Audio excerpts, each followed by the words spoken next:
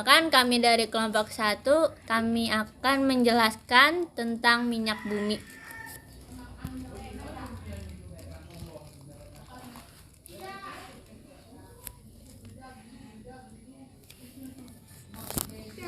Satu, proses pembentukan minyak bumi. Minyak bumi terbentuk dari pelapukan berbagai macam sisa-sisa organisme, jasad renik organisme yang hidup di lautan. Ketika organisme tersebut mati, sisa-sisa tubuhnya akan mengendap di dasar lautan dan tertutupi lumpur. Pengaruh tekanan dan temperatur tinggi mengubah lumpur menjadi lapisan bebatuan. Setelah jutaan tahun, bakteri anaerob akan menguraikan sisa-sisa organisme tersebut dan mengubahnya menjadi minyak bumi. Seiring dengan terjadinya reaksi penguraian, gas alam pun terbentuk. Gas alam terletak di atas lapisan minyak bumi. Minyak bumi tersebut terperangkap di antara lapisan batuan di dasar laut. Minyak bumi dapat berpindah dari suatu daerah ke daerah lain dan terdeposit di suatu tempat jika terhalang oleh lapisan yang kedap zat cair dan gas. Bila kita urutkan, maka akan menjadi seperti ini. Jasad renik yang terkubur bersama lumpur, diproses jutaan tahun, mengendap di dasar laut, menghasilkan bintik minyak dan gas, terakumulasi di batuan kedap, menjadi deposit minyak bumi. Halo teman, kalian pasti pernah kan mengisi bahan bakar motor atau melihat orang lain mengisi bahan bakar untuk kendaraan bermotor. Tahu nggak berasal dari mana bahan bakar itu? Ternyata bahan bakar yang sering digunakan untuk kendaraan bermotor terbuat dari minyak bumi. Salah satu teori proses pembentukan minyak bumi adalah teori duplex. Menurut teori tersebut, minyak bumi terbentuk dari jasad renik yang berasal dari hewan atau tumbuhan yang sudah mati. Jasad renik tersebut kemudian terbawa air sungai bersama lumpur dan mengendap di dasar laut. Karena asal minyak bumi terbentuk dari sisa-sisa organisme, minyak bumi dan gas alam sering juga disebut sebagai bahan bakar fosil. Bahan bakar fosil tergolong sumber daya alam yang tak terbarukan. Proses terbentuknya minyak bumi yang sangat lama menjadi alasan dari hal ini. Indonesia memiliki berbagai wilayah yang menjadi sumber atau deposit minyak bumi. Umumnya berada di daerah pantai atau daerah lepas pantai.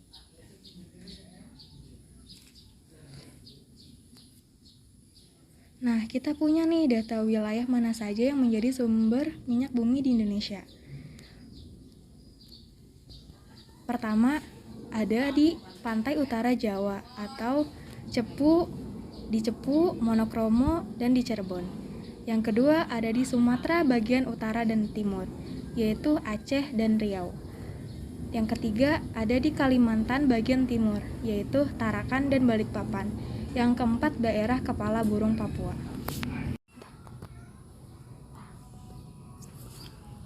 Kalian tahu nggak di mana saja tempat penggilingan yang berada di Indonesia? Tempat penggilingan minyak di Indonesia. Yang pertama, Pangkalan Berandan dengan kapasitas oleh 5.000 barel per hari. 2. Kapasitas Pelaju dan Sungai Gerong 132.500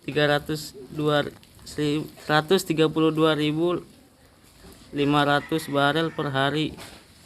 Yang ketiga, Dumai dan Sungai Pakning 170.000 barel per hari.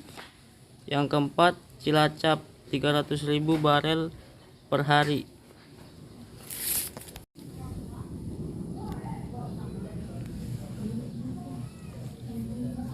Dua, komposisi minyak bumi. Komponen utama minyak bumi adalah senyawa hidrokarbon, baik alifatik, alisiklik maupun aromatik. Kadar unsur karbon dalam minyak bumi dapat mencapai 50% sampai 85%, sedangkan sisanya merupakan campuran unsur hidrogen dan unsur-unsur lain, misalnya nitrogen 0 sampai 0,5%, belerang 0 sampai 6% dan oksigen 0 sampai 3,5%. Minyak bumi hasil pengeboran masih berupa minyak mentah, crude oil, yang kental dan hitam. Crude oil ini terdiri dari campuran hidrokarbon, yaitu alkana, merupakan fraksi yang terbesar di dalam minyak mentah. Senyawa alkana yang paling banyak ditemukan adalah N-oktana dan isooktana. 2,24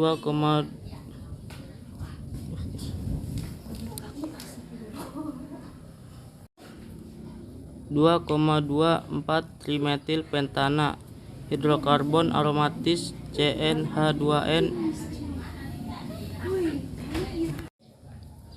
6 diantaranya adalah etil benzene yang memiliki cincin 6. Dalam minyak bumi terdapat juga kandungan selain senyawa hidrokarbon dalam jumlah sedikit, diantaranya belerang 0,01 sampai 0,7%, nitrogen 0,01 sampai 0,9%, hidrogen, oksigen 0,06 sampai 0,4%, karbon dioksida dan hidrosulfida.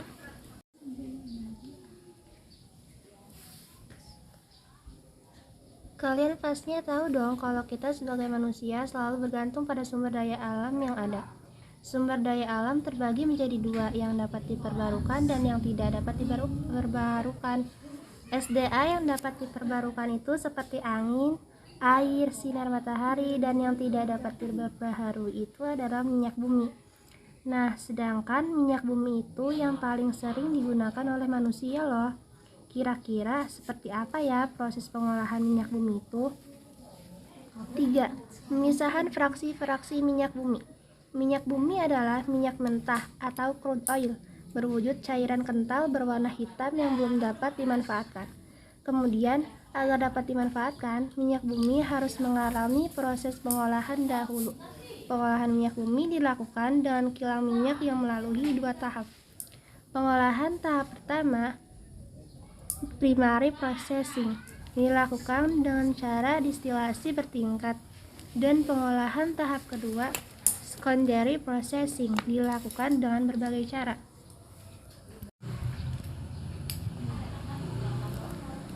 Pengolahan tahap pertama, destilasi bertingkat, yaitu proses destilasi berulang-ulang sehingga didapatkan berbagai macam hasil berdasarkan perbedaan titik didihnya. Kesatu, fraksi pertama menghasilkan gas yang pada akhirnya dicairkan kembali dan dikenal dengan nama LPG atau liquefied petroleum gas. 2. Fraksi kedua disebut nafta atau gas bumi. Nafta sering disebut juga sebagai bensin berat. Ketiga, fraksi ketiga atau fraksi tengah. Selanjutnya, uap dikerosin, minyak tanah, dan aftur bahan bakar pesawat jet. Keempat, fraksi keempat sering disebut solar yang digunakan sebagai bahan bakar mesin diesel. Kelima, fraksi kelima atau disebut juga residu yang berisi hidrokarbon rantai panjang dan dapat diolah lebih lanjut pada tahap kedua menjadi berbagai senyawa karbon lainnya, dan sisanya sebagai aspal dan lilin. Dari hasil destilasi bertingkat diperoleh fraksi-fraksi LNG, LPG, petroleum ether, bensin, kerosin, solar oli, lilin, dan aspal.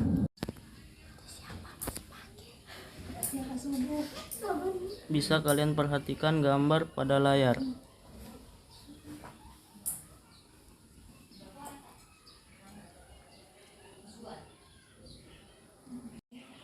Pengolahan minyak bumi tahap kedua. Pada pengolahan minyak bumi tahap kedua, dilakukan berbagai proses lanjutan dari hasil penyulingan pada tahap pertama.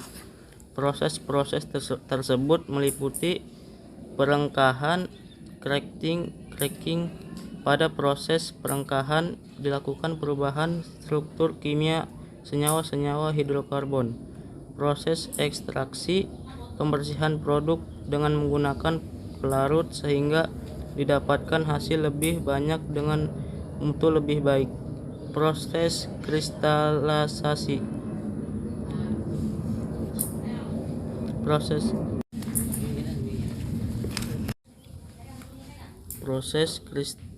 kristalisasi, proses pemisahan produk-produk melalui perbedaan titik cairnya, pembersihan dari kontaminasi, treating.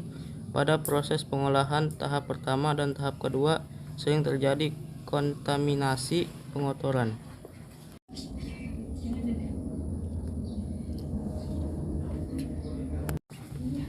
Keempat, kegunaan minyak bumi. Adapun beberapa jenis fraksi minyak bumi dan kegunaan secara umum antara lain sebagai berikut. Fraksi ringan gas. Kegunaan fraksi gas ini yaitu digunakan sebagai bahan bakar untuk memasak atau LPG yang disusun dari propana dan butana. Petroleum ether atau PE. Pada umumnya larutan ini digunakan dalam proses ekstraksi senyawa organik tertentu ataupun sebagai media reaksi menggunakan reagen tertentu. Bensin atau gasolin. Bensin banyak digunakan dalam kehidupan manusia sebagai bahan bakar alat transportasi. Nafta. Reaksi minyak bumi ini banyak digunakan sebagai bahan pembuatan atau sintesis senyawa dalam produk cat, kosmetik, plastik, karet, deterjen, dan lain sebagainya. Minyak tanah atau kerosin. Fraksi minyak tanah ini banyak digunakan sebagai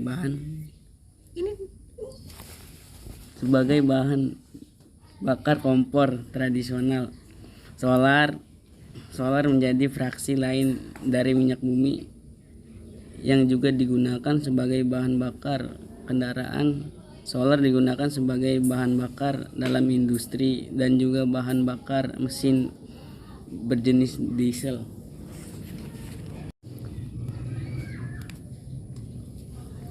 Aspal.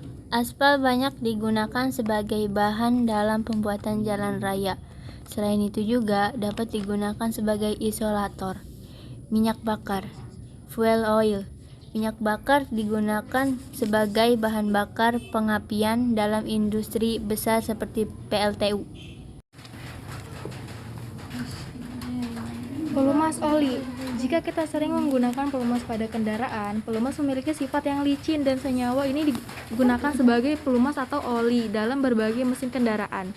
Selain itu juga banyak digunakan untuk melindungi komponen yang berasal dari logam saat terjadinya gesekan.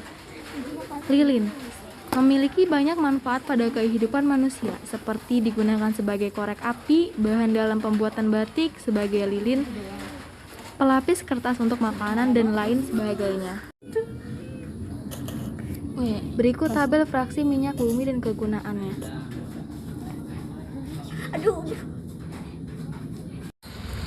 Gimana teman-teman? Ternyata butuh waktu yang sangat lama ya untuk menghasilkan minyak bumi. Selain itu, persediaan minyak bumi kita juga semakin menipis.